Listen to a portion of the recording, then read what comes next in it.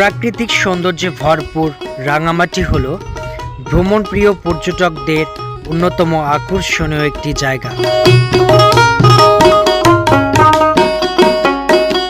তাই আমরা এক ঝাঁক নেচার লাভার্স এসেছি রাঙামাটির প্রাকৃতিক সৌন্দর্য এক্সপ্লোর করার জন্য। আমরা এখন আছি কাপ্তাই লেকে। Wow, just incredible.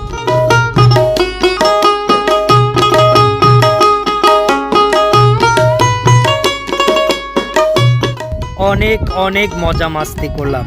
আমার ভ্রমণ প্রিয় সঙ্গীরা ভীষণ মজার মানুষ, সবাই ভীষণ ভীষণ ফ্রেন্ডলি অ্যান্ড সাপোর্টিভ।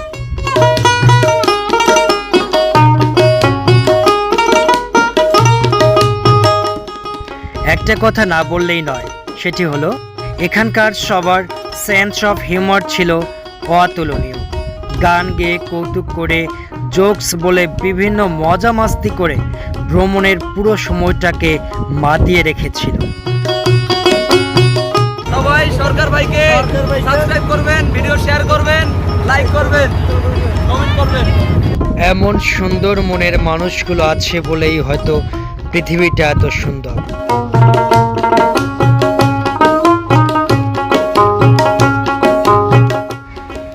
চারদিকে শুধু পাহাড় আর পাহাড়, পাহাড়ি ঝর্ণা, আকাশ, বাতাস, মেঘ, সবকিছু যেন মিলেমিশে একাকার।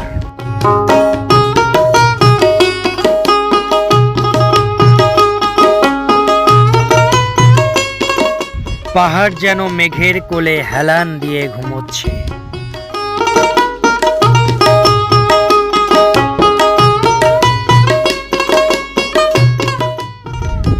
রাঙামাটি যে কত সুন্দর তা নিজ চোখে না দেখলে বিশ্বাস করা যাবে না।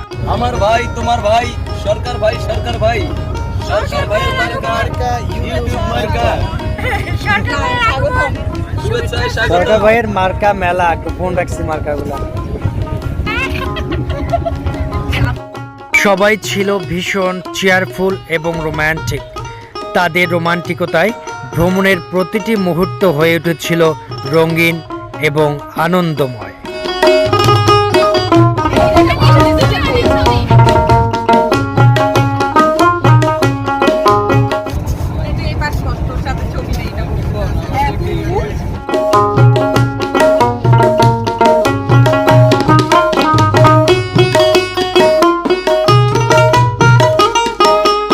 আচ্ছা, জ্যোৎস্না রাতে এই পাহাড় ঝর্ণার সৌন্দর্য উপভোগ করতে পারলে কেমন হতো?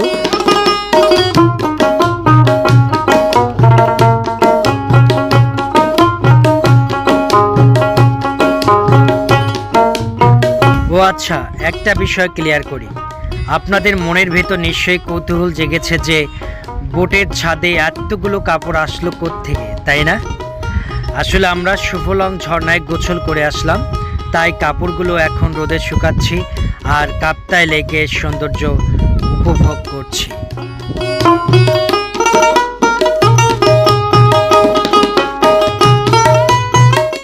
রাঙামাটি ভ্রমণের অভিজ্ঞতা, প্রাকৃতিক সৌন্দর্য এবং ভ্রমণপ্রিয় মানুষদের সাথে কাটানো সুন্দর সুন্দর মুহূর্তগুলো স্মরণীয় হয়ে থাকবে হৃদয়ের মণিকোঠায়।